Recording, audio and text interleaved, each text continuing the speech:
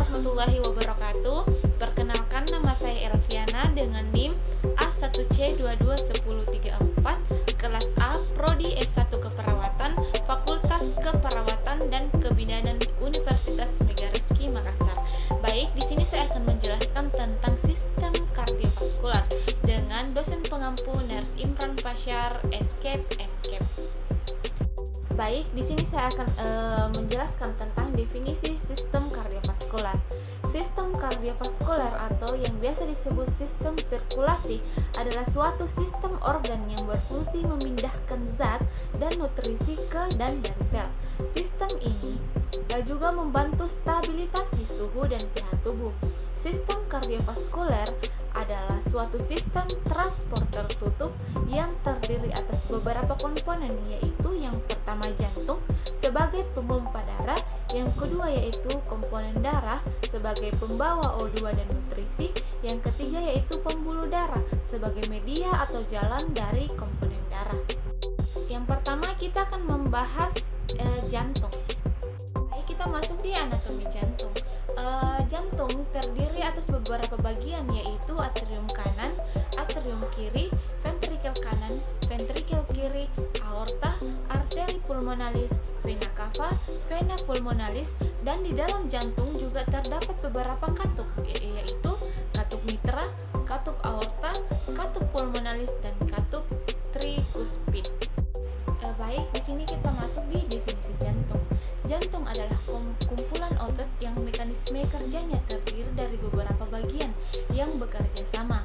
Organ ini terbagi menjadi beberapa ruang yang menerima dan mendistribusikan darah untuk mengatur kadar oksigen. Ruang-ruang ini disertai dengan vena dan arteri yang memiliki fungsinya masing-masing. Jika semua bekerja dengan normal, jantung bisa memompa darah dengan mudah. Yang selanjutnya yaitu letak dan posisi jantung.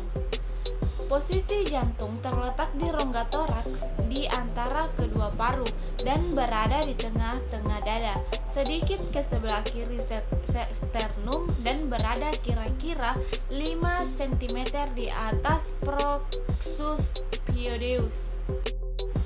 Yang selanjutnya yaitu ukuran jantung. Ukuran jantung kira-kira panjang 12 cm, lebar 8-9 cm, serta tebal kira-kira 6 cm. Berat jantung sekitar 200-425 gram atau 310 gram pada laki-laki dan sedikit lebih besar dari kepalan tangan. Selanjutnya yaitu lapisan otot jantung. Dinding jantung terdiri atas 3 lapisan, yaitu yang pertama lapisan luar disebut epikardium atau perikardium visceralis. Yang kedua yaitu lapisan tengah merupakan lapisan berotot yang disebut miokardium. Yang ketiga yaitu lapisan dalam disebut endokardium.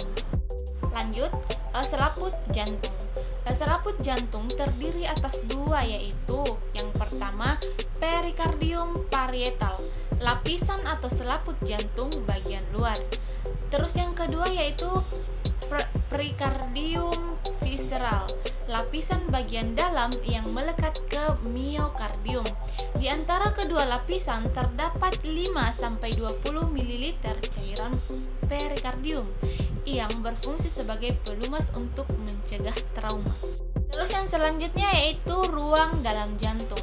Ruang dalam jantung terbagi atas 4, yaitu yang pertama atrium dextra, yang kedua yaitu ventricle dextra, yang ketiga yaitu atrium sinistra, dan yang keempat yaitu ventricle sinistra. Terus di sini saya akan menjelaskan tentang ruang dalam jantung. Yang pertama yaitu atrium dextra atau atrium kanan. Atrium kanan yang berdinding tipis ini berfungsi sebagai tempat penyimpanan darah dan sebagai penyalur darah dari vena-vena sirkulasi sistemik yang mengalir ke ventrikel kanan. Darah yang berasal dari pembuluh vena cava superior dan vena cava inferior masuk ke atrium kanan. Terus yang kedua yaitu ventricle dextra atau ventrikel kanan. Tebal dinding ventrikel kanan hanya 1/3 dari dinding ventrikel kiri, karena beban kerja ventrikel kanan jauh lebih rendah dari ventrikel sinistra.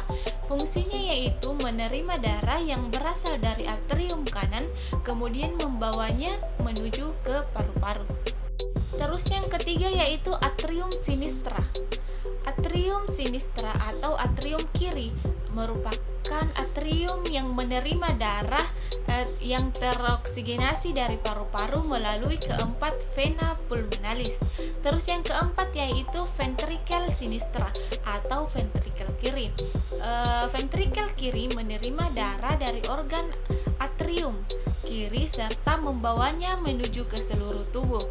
Pada saat kontraksi, tekanan ventrikel kiri meningkat sekitar 5 kali lebih tinggi daripada ventrikel kanan. Yang selanjutnya yaitu katup jantung. Terdapat dua jenis katup, yaitu katup anterioventricularis yang memisahkan atrium dengan ventrikel. Yang kedua yaitu katup semilunaris yang memisahkan arteri pulmonalis dan aorta dari ventrikel yang bersangkutan. Baik, dapat kita lihat di sini ada gambar katup jantung yang terdapat dalam jantung, yaitu ada tricuspidalis, mitral, aorta, dan pulmonalis. Di sini saya akan menjelaskan tentang katup yang pertama, yaitu katup anterioventricularis. Katup anterioventricularis terdiri dari katup tricuspidalis dan katup mitralis. Katup tricuspidalis terletak antara atrium dan ventrikel kanan, mempunyai 3 buah daun katup. Fungsinya yaitu menyalurkan darah dari atrium kanan menuju ke ventrikel kanan. Terus yang kedua yaitu katup mitralis, memisahkan atrium dan ventrikel kiri, merupakan katup bicuspidalis dengan 2 buah daun katup. Fungsinya yaitu mengalirkan darah dari atrium kiri menuju ke ventrikel kiri. Terus katup yang kedua yaitu katup seminularis. Katup seminularis terdiri dari katup pulmonalis dan katup aorta. Katup pulmonalis terletak antara vertikal kanan dan arteri pulmonalis. Fungsinya yaitu menyalurkan darah dari ventrikel kanan menuju arteri pulmonalis. Terus yang kedua yaitu katup aorta, terletak antara ventrikel kiri dan aorta. Fungsinya yaitu mengalirkan darah dari ventrikel kiri ke pembuluh darah yang menuju ke seluruh tubuh. Yang selanjutnya yaitu suplai darah otot jantung. Otot jantung mendapat pasokan darah lewat 2 pembuluh darah utama, yakni arteri koroner kanan dan kiri. Kedua pembuluh darah ini keluar dari aorta. Otot jantung menerima darah dan memompakannya secara berkelanjutan sehingga harus selalu kuat. Otot jantung juga dipengaruhi oleh arteri koronaria. Jantung menggunakan 70 sampai dengan 80% oksigen yang dihantarkan melalui arteri koronia. Terus yang kedua, kita akan membahas tentang komponen darah. Secara keseluruhan, komponen darah manusia terdiri atas plasma darah, sel darah merah, sel darah putih, dan trombosit. Terus yang ketiga yaitu kita akan membahas tentang pembuluh darah.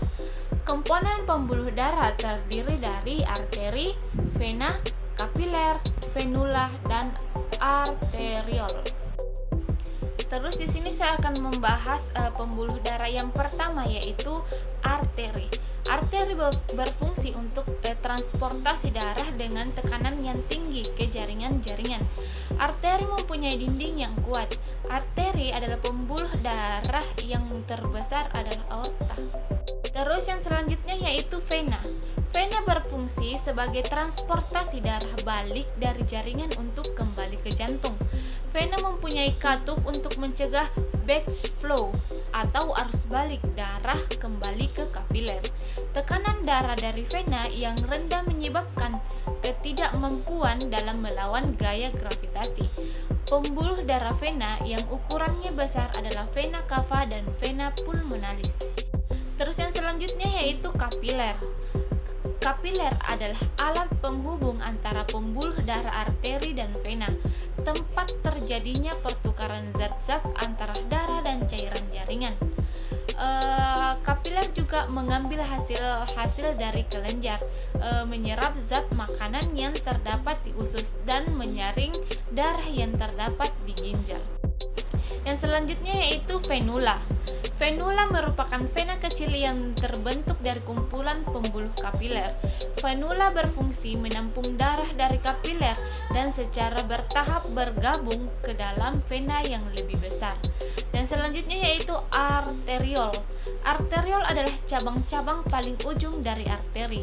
Arteriol berfungsi sebagai katup pengontrol untuk mengatur pengaliran darah ke kapiler.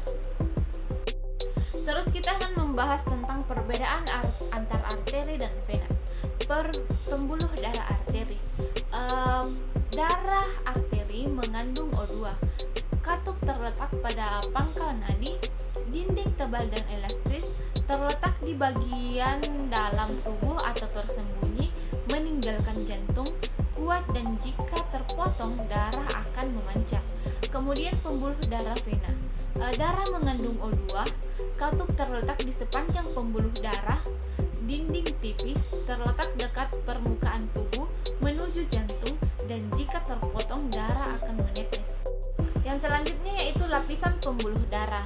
Lapisan pembuluh darah terdiri atas 3, yaitu yang pertama tunika intima atau interna, merupakan lapisan terdalam dari dinding pembuluh darah. Lapisan ini terdiri dari endotel yang merupakan epitel squamous simple. Yang kedua yaitu tunika media, adalah lapisan tengah terdiri dari jaringan otot, sifatnya elastis dan termasuk otot polos. Yang ketiga yaitu tunika adventitia atau externa, adalah lapisan luar terdiri dari jaringan ikat yang berguna menguatkan dinding arteri. Di sini dapat kita lihat ada gambar lapisan pembuluh darah, ada tunika intima, tunika media dan tunika adventitia. Baik, kita masuk di asuhan keperawatan sistem kardiovaskular. Di sini saya mengambil kasus pada Nyonya S dengan gangguan hipertensi di ruang Baitul Izza 1, Rumah Sakit Islam Sultan Agung Semarang. Dalam asuhan keperawatan ada 5 poin. Yang pertama yaitu pengkajian, yang kedua diagnosa keperawatan, yang ketiga yaitu intervensi keperawatan, yang keempat yaitu implementasi keperawatan, dan yang kelima yaitu evaluasi. Di sini saya akan menjelaskan yang pertama yaitu pengkajian. Pengkajian pada Nyonya S ditemukan hasil kalau pasien mengungkapkan keluhan yang dirasakan yaitu nyeri di bagian kepala dan tengkuk. Hal yang menyebabkannya dirawat yaitu karena pasien merasakan nyeri kepala seperti berputar-putar, pandangan berkunang-kunang hingga tak mampu untuk berdiri. Kemudian keluarga pasien segera membawanya ke rumah sakit pada tanggal 24 Januari 2021 pukul 21.20 WIB.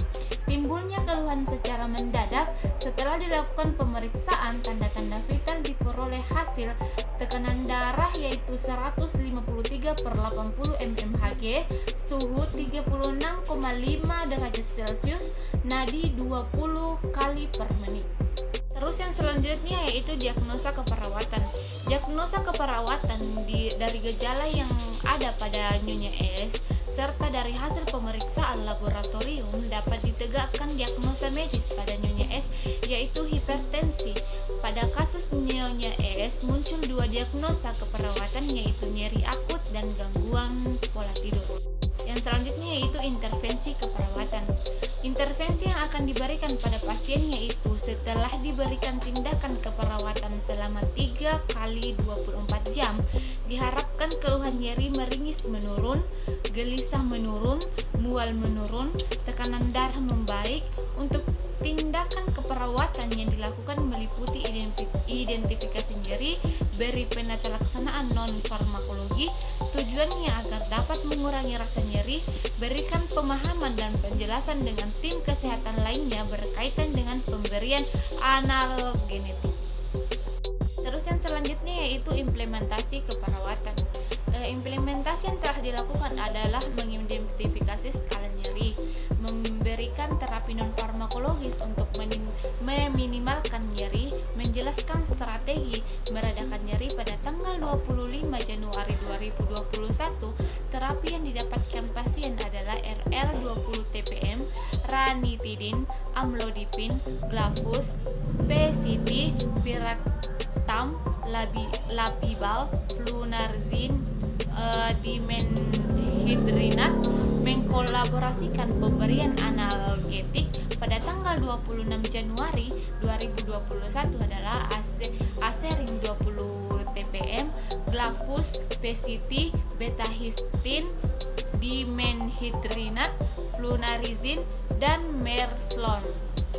Yang terakhir yaitu evaluasi. Hari pertama pada tanggal 28 Januari 2021 gangguan belum teratasi dikarenakan pasien mengatakan nyeri tekanan darah 153/80 mmHg. Pengkaji nyeri didapatkan. Pasien mengatakan yang meningkatkan nyeri pada saat posisi duduk, berdiri, dan berjalan. Yang mengurangi nyeri yaitu pada saat pasien memejamkan mata lumayan lama. Rasanya cenut-cenut seperti ditekan-tekan. Terus pasien mengeluhkan bagian kepala dan tengkuknya terasa nyeri. Skala nyerinya yaitu 4.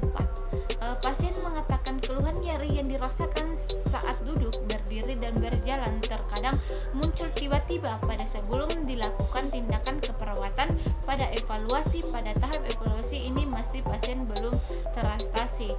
Pasien mengatakan nyeri dirasakan.